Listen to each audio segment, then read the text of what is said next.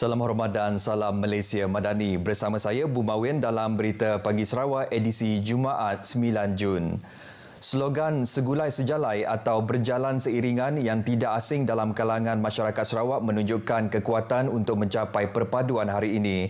Timbalan Premier Sarawak Dato' Amar Douglas Ugambas berkata, ia juga menjadi komitmen pemimpin Sarawak untuk membawa masyarakat yang berbilang kaum dan latar belakang bergerak bersama dalam pembangunan negeri ini.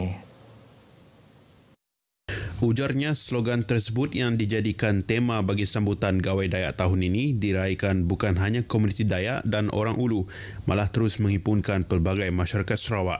The theme for this year Gawai Yang Amat Berhormat Perdana Menteri dan Yang Amat Premier adalah Segulai Sejalai, Berjalan Seiringan.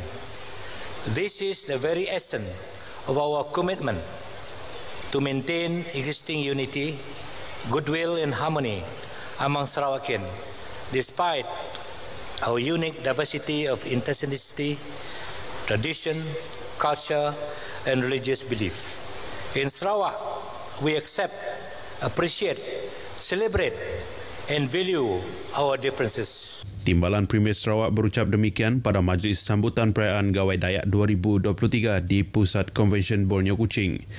Beliau yang juga pengerusi sambutan perayaan Gawai Dayak tahun ini berkata, terdapat dua lagi acara berskala besar melibatkan komuniti Dayak dan orang Ulu, iaitu Niti Daun atau Perarakan Gawai melibatkan lebih 40 kontingen dan juga Festival Bazar Gawai. Kementerian Pendidikan, Inovasi dan Pembangunan Bakat Sarawak mahu agar slogan Segulai Sejalai yang diangkat sebagai cogan kata perpaduan seluruh negara turut tidak mengabaikan pendidikan di negeri ini. Menterinya Datuk Roland Sagawiin berharap slogan yang bermaksud seiring sejalan itu akan memastikan pendidikan di Sarawak juga dapat menikmati kemajuan yang sama seperti di Semenanjung Malaysia. Yes, I hope we will live up to the words Segulai Sejalai, because seperti mana yang kita tahu, kita banyak ketinggalan dengan kemajuan di Semenanjung Malaysia. So apabila kita Segulai Sejalai, kita harus sama-sama jugalah standard kita di Sarawak harus we have a lot to catch up to do.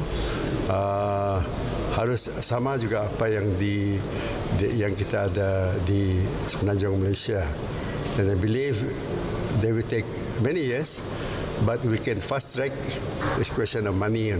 Datuk Roland Sagah berkata demikian mengulas ucapan Perdana Menteri Datuk Seri Anwar Ibrahim pada majlis sambutan perayaan Gawai Dayak 2023 yang mahukan tema Segulai Sejalai pada majlis itu digunakan pada acara majlis rasmi yang dihadirinya kelak.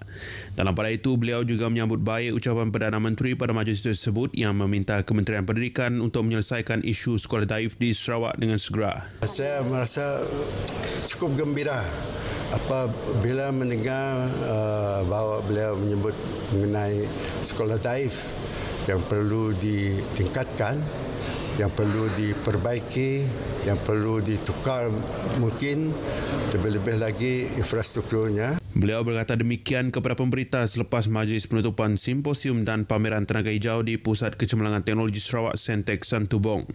Katanya setakat ini kira-kira 1,300 sekolah daif yang terdapat di Sarawak berada di kategori kritikal.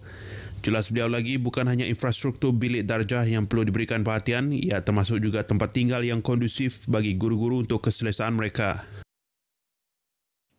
Pencapaian calon peperiksaan sijil pelajaran Malaysia SPM 2022 bahagian Bintulu menunjukkan peningkatan dari 8.6% ke 8.75% layak mendapatkan sijil SPM. Pegawai Pendidikan Daerah Bintulu Samri Suhaili ketika mengumumkan keputusan SPM 2022 berkata terdapat 2 buah sekolah di Bintulu memperoleh pencapaian grade purata sekolah GPS Cemerlang iaitu SMK Kibudurong dan SMK Bandar Bintulu. Sementara itu, gembira dan syukur jelas terpancar di wajah pelajar yang mendapat keputusan cemerlang dalam SPM 2022 dan bagi Felicia Slim yang mendapat 9A berkata doa ibu bapa dan guru serta belajar secara berkumpulan merupakan antara tip kecemerlangan beliau hingga mendapat keputusan membanggakan itu. Serta banyak tips lah. Saya rasa 3 je kunci kejayaan.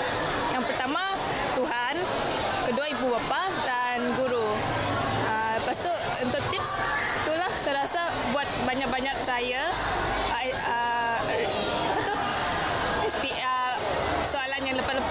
Manakala bagi Anik Nazan Mazlan pula yang merupakan anak kedua daripada 5 orang adik-beradik, bercita-cita ingin melanjutkan pelajaran dalam bidang IT, teknologi dan data. Kami mau sambung dalam bidang IT, teknologi, maybe dalam bidang software, musik pun data. Dalam pada itu, Mazlan Adnan, bapa kepada Anik pula memberi peluang belajar dengan cara tersendiri dan persekitaran rumah dapat mendorong anaknya mendapat kejayaan dalam SPM. Kat rumah kita si pressure sangat.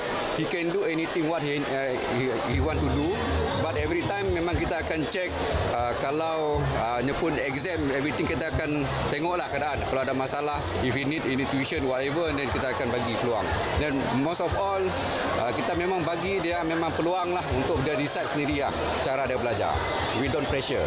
Cuma kita just provide conducive environment lah dekat rumah.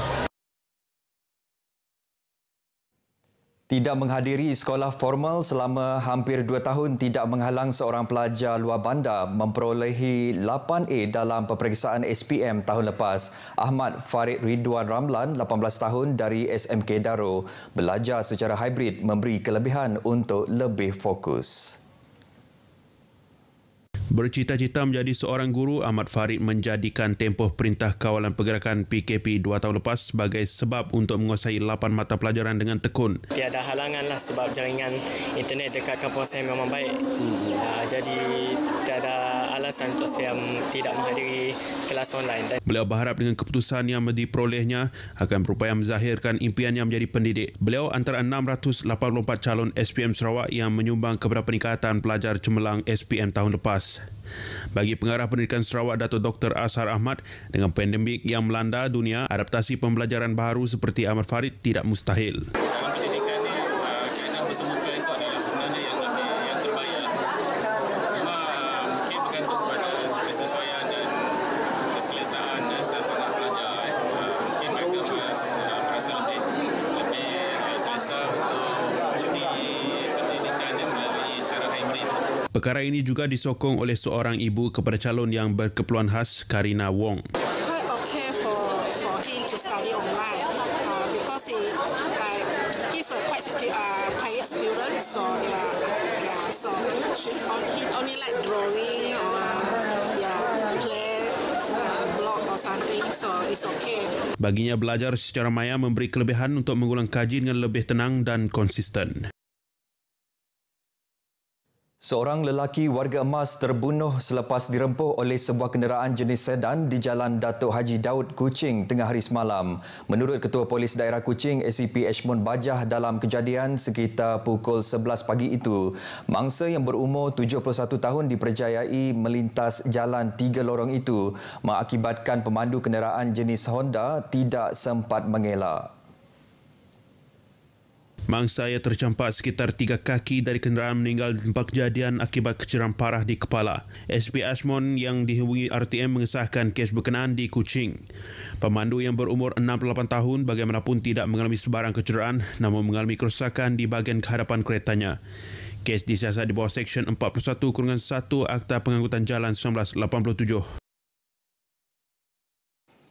Baik, Jabatan Kejeraya JKR Sarawak telah mengambil maklum berhubung perkongsian beberapa video dan gambar oleh orang awam berkaitan kekeliruan aliran trafik di jajaran Tamin Selangau, kontrak pakej kerja 07 Lebuhraya Pen Borneo Sarawak baru-baru ini.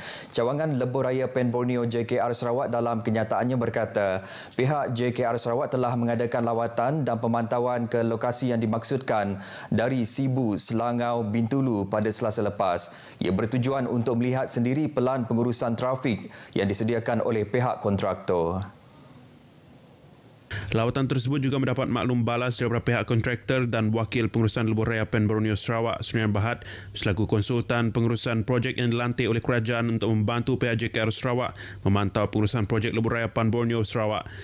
Berdasarkan laporan dan siasatan, kesesakan pada 4 Jun lepas berlaku akibat kemalangan maut yang berlaku selain ditambah dengan jumlah kenderaan yang banyak pada hari berkenaan. Sementara kerja-kerja pembinaan fasa terakhir masih lagi berlangsung dan pihak kontraktor telah melencongkan laluan yang terjejas akibat kerja-kerja pembinaan tersebut menjadi lorong 2 hala. Hasil siasatan juga mendapati jalan yang belum lagi dibuka kepada orang awam telah diceroboh oleh segelintir pengguna jalan raya dengan mengalih penghadang yang diletakkan oleh pihak kontraktor kerana enggan menunggu lama. Pengguna jalan raya lain turut memastikan memasuki jalan yang belum boleh digunakan tersebut yang akhirnya menyebabkan kesesakan atau bottleneck di penghujung penutupan jalan berkenaan. Faktor ini menjelaskan beberapa video dan gambar yang dikongsikan oleh warga netizen di media sosial kerana terdapat kenderaan yang telah memasuki ke laluan yang belum boleh digunakan akibat sikap segelintir pengguna yang berulang kali mengalih serta merosakkan penghadang yang telah dipasang. Dalam pada itu, kenyataan tersebut turut memaklumkan pihak kontraktor mengalami masalah vandalisme dan kecurian setiap kali peralatan keselamatan trafik ditempatkan di lokasi-lokasi penting seperti lencongan dan simpang masuk ke kampung. Ini termasuk papan tanda, pemantul cahaya, lampu solar dan kon penghadang. Pihak kontraktor telah diarahkan untuk bekerjasama rapat dengan pihak berkuasa bagi mengelakkan perkara tersebut berulang. Pihak JKR Sarawak tidak akan berkompromi apabila melibatkan isu keselamatan orang awam sepanjang kerja-kerja pembinaan lebuh raya berlangsung maupun di laluan yang telah dibuka kepada orang awam.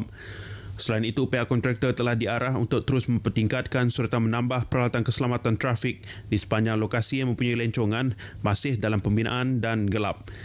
Setiap kontraktor yang terlibat dengan projek ini juga telah diarahkan untuk mengemaskini pelan pengurusan trafik kepada pihak JKR di samping pemantauan dari semasa ke semasa oleh pegawai-pegawai dari cawangan lebuh raya Pan Borneo JKR Sarawak setiap masa. Selain itu, pihak kontraktor juga telah diarahkan untuk membuka mana-mana laluan yang telah siap secara fizikalnya kepada orang awam dengan syarat ianya selamat digunakan. Baik saudara, paparan itu tadi mengakhiri berita pagi Sarawak edisi Jumaat 9 Jun. Seterusnya ikuti Selamat Pagi Malaysia selepas ini bersama Irfan dan Raja Sufia. Salam Malaysia Madani.